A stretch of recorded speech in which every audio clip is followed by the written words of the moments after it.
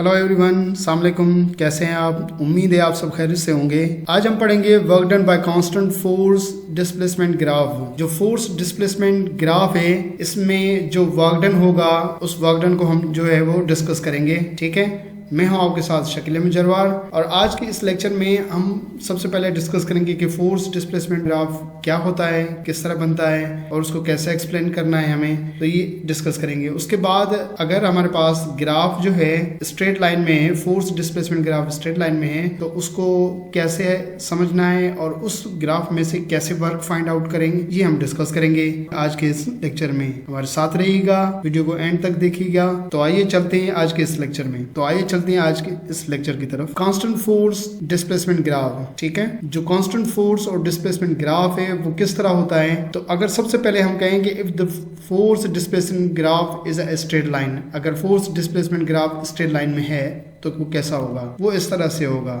Y axis पर हमने क्या लेना है, फोर्स लेनी है। ठीक है, और एक्स एक्सिस पर हमें क्या लेना है, डिस्प्लेसमेंट लेना है। ठीक, तो फोर्स और डिस्प्लेसमेंट का जो भी ग्राफ होगा, कीप इन माइंड, वो बराबर होगा वर्क के। ठीक है, तो अगर एमसीक्यूज में कहीं पे ये सवाल आए कि force displacement graph is called, force और डिस्प्लेसमेंट के ग्राफ को क्या कहते हैं, तो आप जल्दी से वर्क के ऊपर आप टिक कीजिएगा। ठीक है, तो फोर्स डिस्प्लेसमेंट ग्राफ जो है वो किसका ग्राफ होता है, वो वर्क का ग्राफ होता है। अब अगर ये ग्राफ स्ट्रेट लाइन में, तो इसका क्या मतलब है, इसका मतलब ये है कि जितनी फोर्स इंक्रीज हो रही है तो उतना ही जो है वो क्या हो रहा है, डिस्प्लेसमेंट भी क्या होगा, इंक्रीज होगा। कैसे? लेट्स सपोज हम कहते हैं कि ये 0, ये 1, ये 2 और ये आपके पास 3 किलोमीटर है। ठीक, अगर हम कहते हैं कि 0 जब बॉडी के ऊपर 5 न्यूटन 5 न्यूटन हम कहते हैं फोर्स अप्लाई करते हैं, तो 5 न्यूटन फोर्स अप्लाई करने से उसने 1 किलोमीटर जो है या मीटर जो है उसने डिस्प्लेसमेंट ट्रैवल किया है। ठीक है, तो फिर हम कहते हैं कि हमने फोर्स अपनी बढ़ा दी, हमने जो है 1 किलोमीटर ट्रैवल करने के बाद हमने उसके ऊपर 10 न्यूटन फोर्स अप्लाई की। तो जब 10 न्यूटन हमने फोर्स अप्लाई की, वो जो अप्लाइड फोर्स है वो 10 न्यूटन हो गई, तो उससे उसने क्या किया है, 2 किलोमीटर तक उसने डिस्टेंस ट्रैवल किया है। तो 2 किलोमीटर तक उसने डिस्टेंस ट्रैवल किया जब उसने 10 न्यूटन फोर्स लगी। फिर हमने फोर्स बढ़ा दी, हमने 15 न्यूटन फोर्स रखी, तो 15 न्यूटन जैसे फोर्स हमने रखी तो उसने 3 किलोमीटर जो है उसने डिस्टेंस ट्रैवल किया है। ठीक है, अब आप देखें कि 5 न्यूटन जब हमने फोर्स बढ़ाई तो 1 किलोमीटर, फिर हमने मजीद 5 जो है न्यूटन फोर्स बढ़ाई तब भी वही 1 किलोमीटर डिस्टेंस ट्रैवल हुआ। फिर हमने जब मजीद 5 न्यूटन फोर्स इंक्रीज की तब भी उसने जो है वो क्या होगा कि 1 किलोमीटर उसने डिस्टेंस ट्रैवल किया है। तो हर 5 न्यूटन फोर्स पर इंक्रीज करने पर जो डिस्प्लेसमेंट कवर हो रहा है वो कितना हो रहा है, 1 किलोमीटर डिस्प्लेसमेंट कवर हो रहा है। तो इसका जो ग्राफ होगा वो ग्राफ क्या बनेगा, स्ट्रेट लाइन में ग्राफ बनेगा। ठीक है, तो स्ट्रेट लाइन ग्राफ किस वजह से बन रहा है, क्योंकि इक्वली आप फोर्स को इंक्रीज करते जा रहे हैं तो उससे इक्वली जो है वो डिस्प्लेसमेंट कवर हो रहा है। तो इस वजह से ग्राफ जो है वो क्या बनेगा, स्ट्रेट लाइन बनेगा। किस वजह से कि इक्वली आप फोर्स को क्या कर रहे हैं, इंक्रीज कर रहे हैं। ठीक है, तो उससे क्या हो रहा है, इक्वली जो है वो क्या हो रहा है, डिस्प्लेसमेंट जो है वो इंक्रीज हो रहा है। इस वजह से ग्राफ जो है वो क्या आ रहा है, स्ट्रेट लाइन में। Okay, understand. अब सवाल ये है कि यहाँ पे कैसे जो है हम वर्क फाइंड आउट करें जब हमारे पास ग्राफ स्ट्रेट लाइन में हो। तो वर्क हम फाइंड आउट करने का ये तरीका है कि इस ग्राफ के अंदर जितना भी एरिया हो,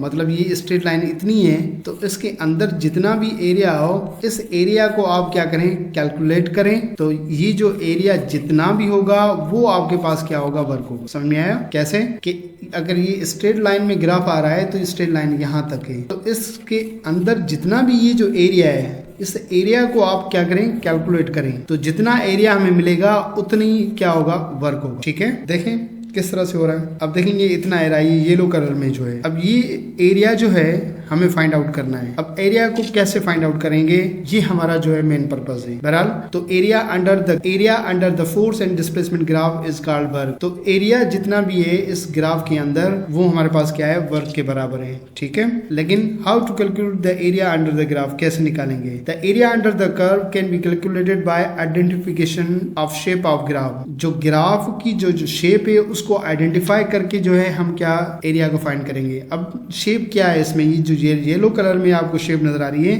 ये शेप आपके पास क्या है, ट्राइंगल है ना। ठीक, शेप आप देखेंगे ये शेप किसकी है, ट्राइंगल है। तो ट्राइंगल का आप एरिया निकालें और वो एरिया किसके बराबर होगा, वर्ग के बराबर। बस सिंपल इतना ही है। ठीक है, जो भी शेप हो उस शेप का आप एरिया निकालें। जैसे यहाँ पे ट्राइंगल है, ट्राइंगल का एरिया और ये बराबर है वर्ग। तो हम यूं कहें कि वर्ग बराबर किसके होगा, इस केस में, इस वाले केस में जो है वर्ग बराबर किसके होगा, area of the triangle. Triangle का जो एरिया होता है वो किसके बराबर होता है, वो एरिया बराबर होता है 1/2 base multiply height, base multiply height. ठीक है, बेस क्या है, बेस ये डिस्प्लेसमेंट है, ये ट्राइंगल का ये वाला बेस कहलाएगा। ठीक है, ये डिस्प्लेसमेंट है हमारे पास। ठीक, और ये आपके पास जो हाइट जो है ट्राइंगल की वो हमारे पास क्या है, आप ये कहें कि ये हमारे पास क्या है, फोर्स है। तो हमने क्या लिखा, वर्क बराबर 1/2 डिस्प्लेसमेंट मल्टीप्लाई बाय फोर्स। तो डिस्प्लेसमेंट मल्टीप्लाई बाय फोर्स हमने इसको यूं भी लिखते हैं कि 1/2 एफ डॉट प्रोडक्ट किसका, डिस्प्लेसमेंट का, एफ डॉट एस। तो ये वर्क हो गया। ये वर्क कहां से हमें मिला, ये वर्क हमें मिला इसके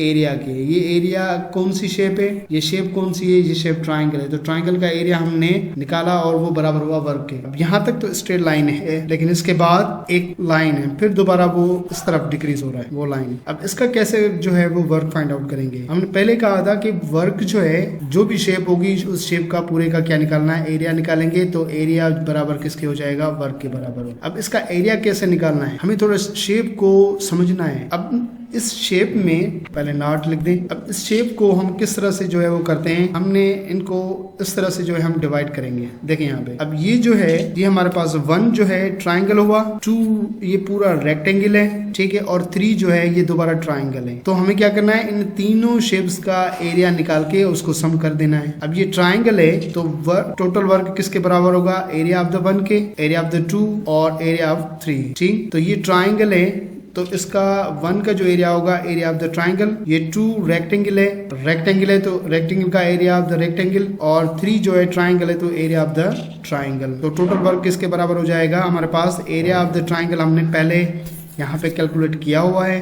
तो एरिया ऑफ द ट्राइंगल हमारे पास 1/2 एफ डॉट एस। रेक्टेंगल का एरिया जो है, ये जो लेंथ है इसको इस विड्थ के साथ मल्टीप्लाई कर देते हैं। तो विड्थ के ऊपर आपके पास क्या है, ये फोर्स वाई एक्सिस पे, और ये जो लेंथ है ये आपके पास क्या है, डिस्प्लेसमेंट है। तो डिस्प्लेसमेंट और फोर्स को आपस में क्या कर देंगे, हम मल्टीप्लाई कर देंगे।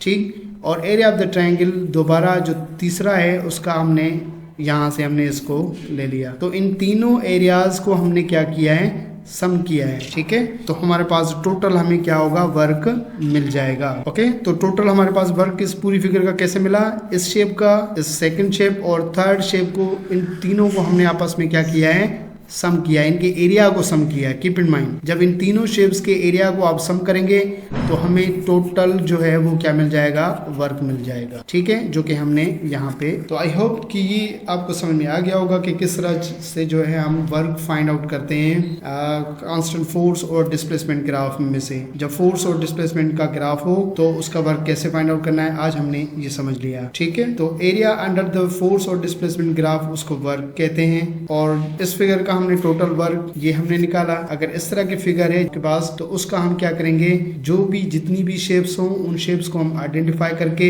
उनके एरियाज को सम करेंगे तो हमें क्या मिल जाएगा, टोटल हमें वर्क मिलेगा। जैसे कि हमने इस शेप के हवाले से ये टोटल हमने सॉल्व किया है। तो आई होप कि ये लेक्चर आपको समझ में आ गया होगा। अगर कोई कंफ्यूजन है तो वो आप पूछ सकते हैं कमेंट बॉक्स में। अपना बहुत सारा ख्याल रखिएगा। Thank you very much. अल्लाह हाफिज़।